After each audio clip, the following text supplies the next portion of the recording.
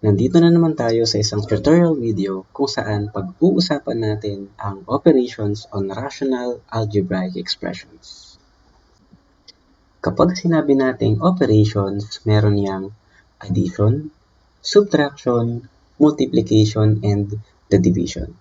So, simulan natin sa addition. Addition of similar fraction is one of the examples of adding rational numbers. We have here 5/7 and 1/7.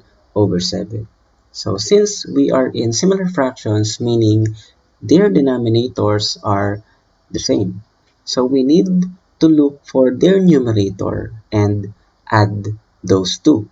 So if we add 5 plus 1, we have 6, and since we are in similar fraction, you have to copy the denominator. So meaning, in addition of similar fraction 5/7 plus 1/7, the answer will be 6/7. We have the next one. 6/7 plus 8/7. Again, this is a similar fraction. Ibig sabihin, ang denominator nila ay magkaparehas. At ang gagawin natin, ipag-plusin lang natin or i-plus natin or get the sum of the numerators. So we have 6 plus 8. The answer is 14. And just copy the denominator 7. But if the sum of 6/7 and 8/7 can be reduced to its simplest form, gawin natin. So 14/7, we all know that 14 can be divided by 7, right? So 14 divided by 7, the answer will be 2. So therefore, the answer for 6/7 plus 8/7 is 2. Addition of the similar fraction, ito yung fraction na hindi magkaparehas ang denominator. So ngayon, meron tayong 6/5 and then 2/3. So ano ba yung gagawin natin dyan? We are going to get its least common multiple of the denominators 5 and 3. So paano ba kumuha ng least common multiple?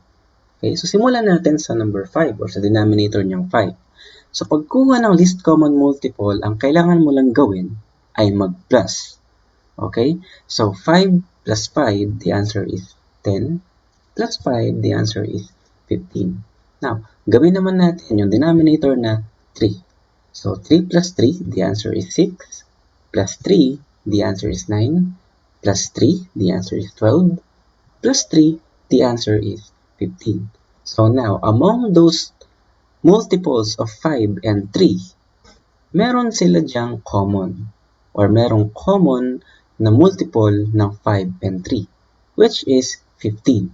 Kung ano yung number na maunang magkaparehas sa 5 and 3, yun yung ating tatawaging LCM or the least common multiple.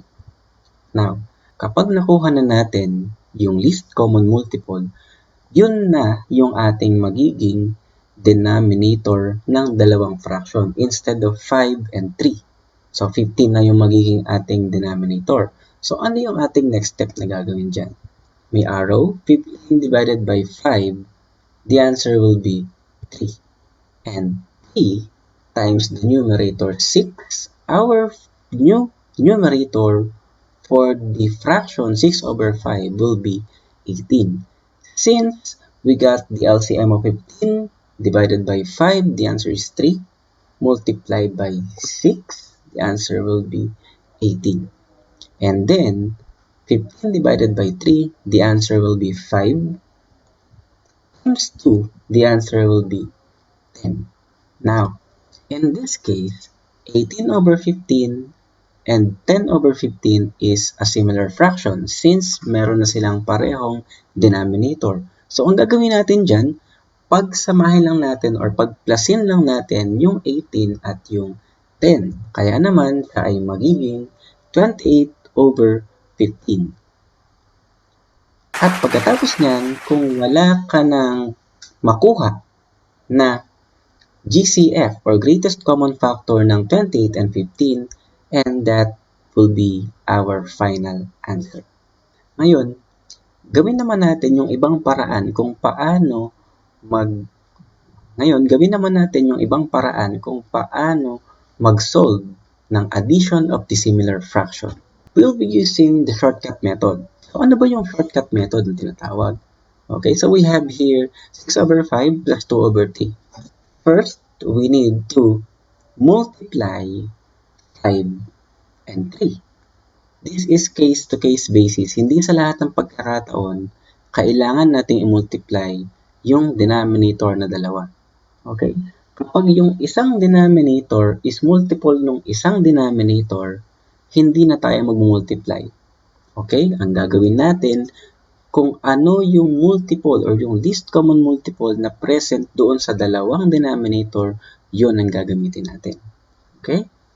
In this case kasi, yung 5 and 3, walang multiple na nakalagay sa kanila. So, ibig sabihin, pwede natin silang pag-multiplyin. 5 times 3, the answer is 15.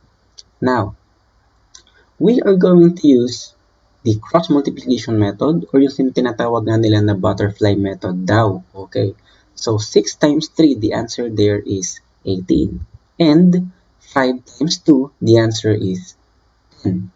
Now, after getting the product of 6 and 3, 5 and 2, which is 18, and 10, we are going to add 18 plus 10. So, the answer is 28. And yung 28 natin dyan, yun yung ating numerator, at yung 15, yun ang ating denominator. Okay? So, parehas yung naging sagot natin dun sa unang example at yung ngayon. Ang pinagkaiba nila is the process on how to get the final answer. Okay? So, I hope those two methods ay naintindihan natin. 28 over 15 is our final answer. Let's add 3 over 7 plus 3 over 5. We will be using the shortcut method. Okay? So, we are going to get the product of 7 times 5 since dun sa dalawang denominator, walang multiple na nakalagay or walang least common multiple na nakalagay. Okay? So, 7 times 5, the answer there is 35. And 5 times 3, the answer there is 15. So, we have 7 times 3, the answer is 21. And we are going to add 15 plus 21. The answer is 36. So, therefore, our numerator will be 36 and our denominator will be 35. And that is our final answer. Kasi wala na sa kanilang GCF or wala ng GCF ang 36 and 35. Okay? Adding rational algebraic expressions with common denominators. Okay, so we have here P over Q plus R over Q is equal to P plus R over Q.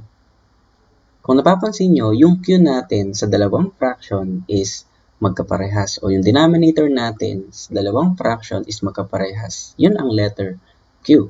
Kaya naman, yung Q natin dun sa dalawang fraction is kinopya lang natin dun sa ating final answer. And yung kanilang numerator ay kinuha natin yung sum or pinag-plus natin yung dalawang numerator. In adding rational algebraic expression, meron tayo dyang mga steps. So, yung una, yun yung combine the numerators together. Second, put the sum found in step 1 over the common denominator. Ibig sabihin, yung sagot natin sa step number 1, yun yung ating numerators, di ba? At number 3, step number 3, reduce to lowest term. Kung kaya pang i-lowest term. Okay? Kung hindi na kayang i-lowest term, huwag mo nang pilitin. Always reduce your answer to its simplest form or to its lowest term. First example, find the sum of 3 over 6b and 1 over 6b in lowest term. Check if the denominators are the same or simply add the numerator, then copy the denominator, then simplify. So we have 3 over 6b plus 1 over 6b. Di ba sabi kanina, tingnan yung denominator kung magkaparehas. At kung magkaparehas yung denominator, kopyahin lang natin at yung numerator nila ay pagsasamahin or perform the addition operation. So we have 3 plus 1 is 4. So therefore, 3 over 6b plus 1 over 6b is equal to 4 over 6b. Pero, sabi nga dun sa reminder natin kanina, always reduce your answer to its simplest form. So since 4 over 6b can be simplified by finding the common factor of the numerator and the denominator, we are going to factor the numerator, wherein 2 times 2, the answer is 4, and the denominator, 2 times 3, the answer is 6. And we are going to cancel the common factor. Okay? So, cancel na dyan yung dalawang 2. At ang matitira ay 2 over 3b. Sabi nga natin dun sa ating previous videos, kung ano yung hindi na-cancel dun sa isang rational algebraic expression, yun ang magiging final answer. So let's have example number 2. Add x over x squared minus 4 and 2 over x squared minus 4. Check if the denominators are the same. Simply add the numerator, then copy the denominator and simplify. Since the denominator are the same, x squared minus 4, we have to, or kailangan lang natin siyang kopyahin dun sa denominator. And yung numerator niya na x and 2, kailangan nating pagsamahin or kailangan nating kunin yung kanilang sum. Simplify the sum by finding the common factor if there is. So, dun sa ating sum kanina na x plus 2 over x squared minus 4, yan kasi ay difference of 2 squares yung ating denominator. So, ibig sabihin, siya ay factorable. And if we are to factor our denominator, it will become x minus 2 and x plus 2. Balikan yung ating mga unang examples dun sa mga tutorial videos natin about factoring. Meron tayong nakikitang common factor sa kanila na meron sa numerator at sa ating denominator. So, ano yung ating dapat gawin dyan?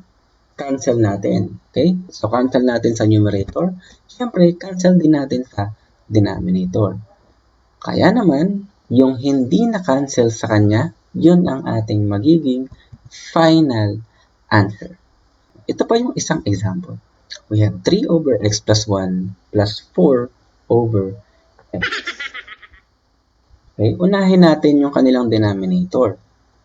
So, ang gagawin natin dyan, paglalapitin lang natin sila na merong x at x plus 1. Gumamit ako ng parenthesis or kung nakikita nyo, naka-factored form yung kanilang product. And we have x times 3. Kung napapansin nyo, dun tayo sa shortcut method or dun sa cross multiplication na tinatawag. So, 3 times x is 3x. Multiplication of number and variable. Paglalapitin lang natin sila. Next is 4 times x plus 1. Ngayon, ang ginawa natin dyan, we multiply 4 times x. Kaya naman siya naging 4x. At we have 4 again times 1. The answer is 4. Kaya siya naging 4x plus 4. Ngayon, yung ating magiging bagong itsura ng fraction, magkakaroon siya ng denominator na x times the quantity of x plus 1. Since yun ang ating magiging LCM, dahil x plus 1 and x yung ating denominator. Yung ating numerator, kung napansin nyo, naka-color coding pa din. We have 3x plus 4x plus 4. So, we need to combine like terms from this fraction or from this numerator. Okay, so since 3x and 4x were like terms, we need to get their sum. So, 3 plus 4, the answer there is 7. So, 3x plus 4x plus 4 is 7x plus 4. And just copy our denominator, x times the quantity of x plus 1. Now, this is our final answer. Pero, kung ang ginawa naman natin is na i-multiply natin yung x sa x plus 1, ito yung kanyang magiging itsura. Tama pa din naman. 7x plus 4 over x squared plus x. Okay, so pwedeng dalawa yung maging sagot natin dyan. It's either yung denominator natin is naka-factored form or yung isa dyan na x squared plus x. Okay, so we have 2x over x squared minus 9 plus 3 over x minus 3. Ngayon, kung naaalala nyo yung factoring ng difference of two squares, nandito yan. Yan. So, yung ating denominator na x squared minus 9 can be factored by the quantity of x plus 3 times the quantity of x minus 3. Ngayon, merong magkaparehas. Gawin natin, lagyan ng kulay. Ngayon, anong ibig sabihin bakit merong magkaparehas na kulay? Ang ibig sabihin lang nun, the LCD or the least common denominator will be the quantity of x plus 3 times the quantity of x minus 3. Eh sir, dalawa yung x minus 3. Isa lang yung kukunin natin. Kaya nga natin sinabing least common denominator.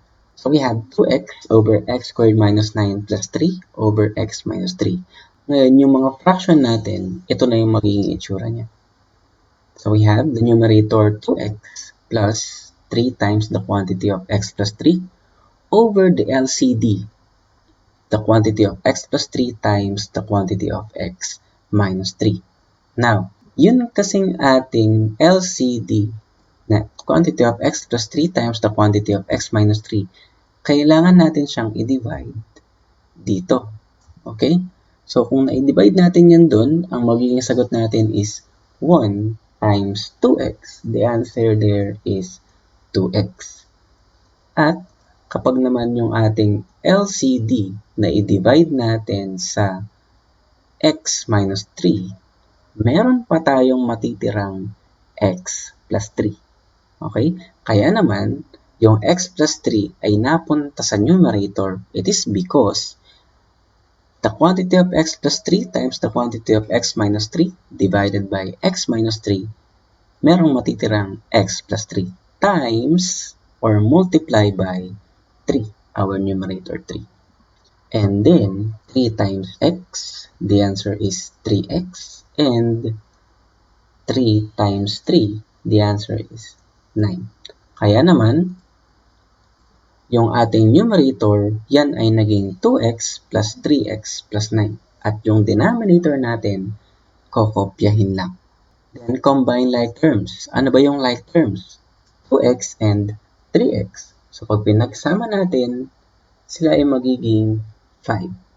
So, numerator natin, from 2x plus 3x plus 9, naging 5x plus 9. At yung denominator, still, copy lang. Ngayon, ito na yung ating magiging final answer. Sir, bakit po yung denominator natin bumalik sa x squared minus 9? Pwede lang ito yung maging final answer natin. Pwede rin namang ito. Okay, katulad kanina, meron tayong dalawang answer. Ano? Again, tama yung sagot natin kapag ito at tama din naman kapag ito. Okay? Since the quantity of x plus 3 times the quantity of x minus 3 is equal to x squared minus 9, these two answers here are correct. And that's how we add a rational algebraic expressions. Hanggang dito na lang muna yung tutorial na to. See you on our next video about subtraction operation of rational algebraic expression.